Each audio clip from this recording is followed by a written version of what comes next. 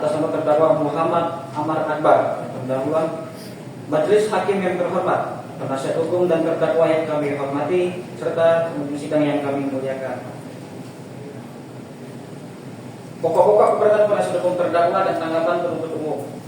Bahwa untuk selanjutnya kami tidak akan menanggapi eksepsi dari saudara penasihat hukum terdakwa Muhammad Amar Akbar di luar materi eksepsi sebagaimana diatur dalam pasal 156 ayat 1 KUHP.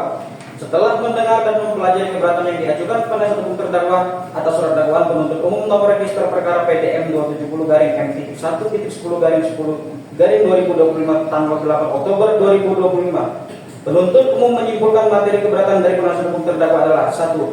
Keberatan atas kewenangan terdakwa didampingi penasihat hukum dalam berita acara pemeriksaan. Tanggapan kami penuntut umum bahwa berdasarkan berita acara pemeriksaan, tersangka Muhammad Amar Akbar pada hari Sabtu tanggal 4 Januari 2025 sekitar pukul 4.00 WIB dan berita acara pemeriksaan lanjutan tersangka Muhammad Amar Akbar pada hari Jumat tanggal 31 Januari 2025 sekitar pukul 22.00 WIB. Dalam berkas perkara, tersangka Muhammad Akbar telah didampingi oleh penasihat hukum atas nama Pipin Sarjana Hukum Magister Hukum berdasarkan surat penunjukan penasihat hukum nomor B-196-1 Romawi 2025-CP tertanggal 3 Januari 2025 dari Kepala Kepolisian Sektor Cempaka Putih. 2. Bahwa surat dakwaan tidak cermat dan kabur atau obskur legal. Dasar hukum bahwa dalam surat dakwaan penuntut umum terdapat ketidaksesuaian antara pasal yang didakwakan dengan uraian perbuatan yang dijelaskan dalam pemberitahuan dimulainya penyidikan atau SPDP, ketidakjelasan waktu dan tempat kejadian, bahwa surat dakwaan tidak menjelaskan secara cermat peran terdakwa 6, kerancuan antara dakwaan primer dan subsidiar pada halaman 9 sampai dengan halaman 11.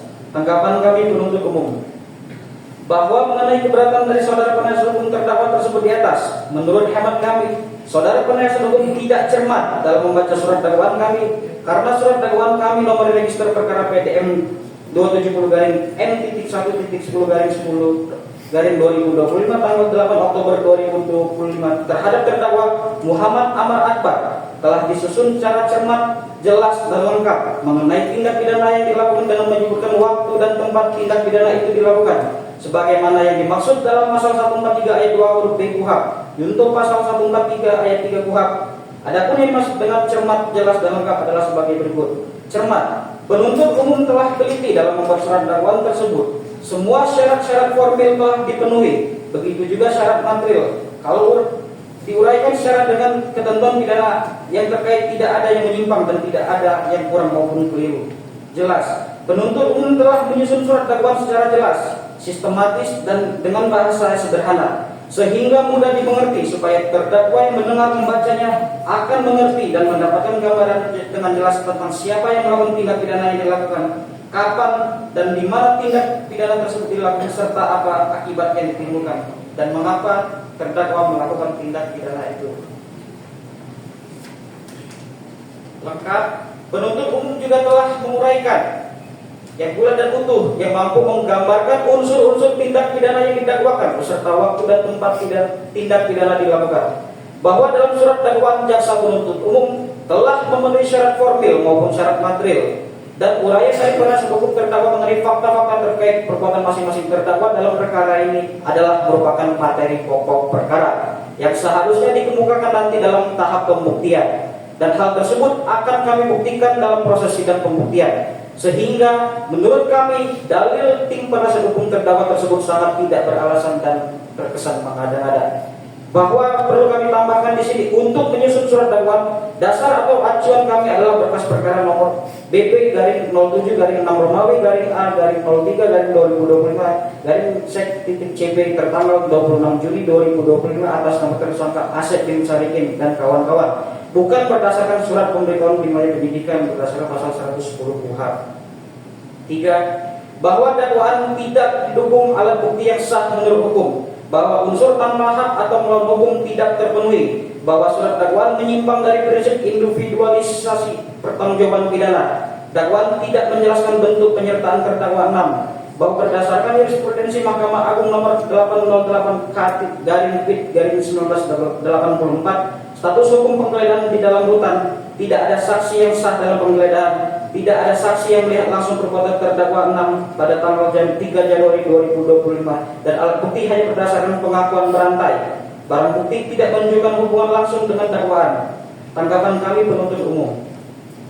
Kami penuntut umum dalam perkara aku tidak akan menanggapi dalil-dalil penasihat hukum tersebut, dikarenakan dalil-dalil penasihat hukum tersebut bukan termasuk materi eksepsi sebagaimana dimaksud dalam pasal 156 ayat 1 KUHP dan sudah memasuki pembuktian materi pokok perkara. Bahwa perlu rasanya kami jelaskan di sini terkait eksepsi atau keberatan dari penasihat hukum terdakwa Muhammad Ahmad Akbar mengenai status hukum penggeledahan di dalam rutan. Menurut hemat kami, eksepsi dari penasihat hukum tersebut masuk dalam ranah pra peradilan, bukan materi eksepsi. Ini sesuai dengan putusan Mahkamah Konstitusi nomor 21/PU/12 2014 tentang memperluas objek pra peradilan sehingga mencakup penetapan tersangka dan tindakan penyitaan barang bukti. Jadi objek pra peradilan itu berdasar putusan Mahkamah Konstitusi tersebut. 4. Adanya perbedaan surat laporan dan permohonan persetujuan atas penyitaan barang bukti. Tanggapan kami penuntut umum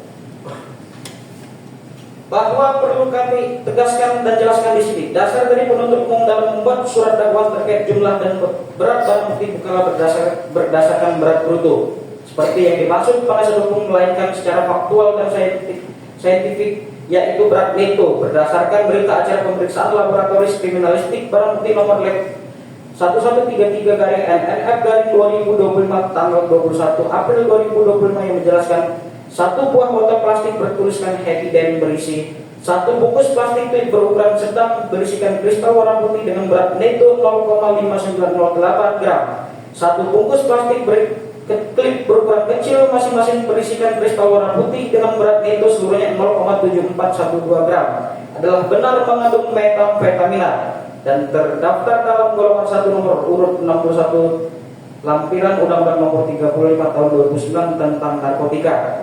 Satu buah tas plastik berisi satu bungkus plastik klip berisi 22 linting masing-masing berisikan daun-daun kering dengan berat neto seluruhnya 4,221 gram. Satu bungkus plastik klip berisi 42 linting masing-masing berisikan daun-daun kering dengan berat neto seluruhnya 10,649 gram adalah benar mengandung MDMB 4N pinaka dan terdaftar dalam golongan 1 nomor urut 8 lampiran Undang-Undang nomor 35 tahun 2009 tentang narkotika. 5. Eksepsi mengenai dakwaan melanggar azas nebis in idem.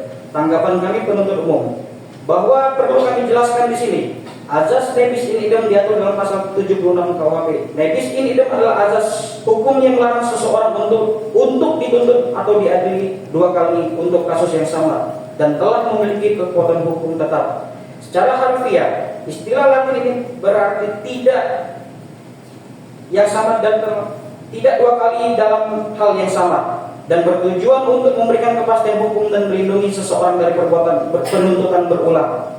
Azas ini berlaku untuk semua ranah hukum, baik pidana maupun perdata dengan syarat-syarat tertentu.